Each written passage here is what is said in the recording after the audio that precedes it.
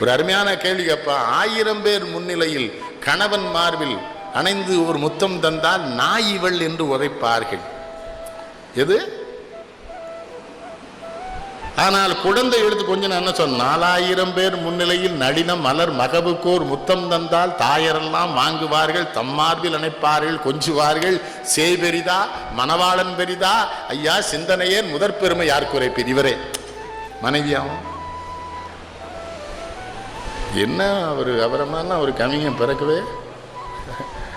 கட்டிலுக்கு வாயிருந்தால் கதரும், அந்த காதலுக்கு வெறி என்ற பெயர் தான் உண்டு.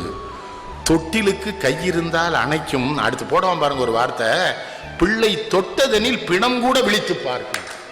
பிள்ளை தொட்டதனில் வட்டிலே சோறிடுவோம் இருவருக்கும், மக உண்ணும் அழகைத்தான் பார்த்திருப்போம், தட்டறிந்து மகவுக்கு எடுத்து வைப்போம், சாதம் என கேட்டால் தான் அவருக்கு.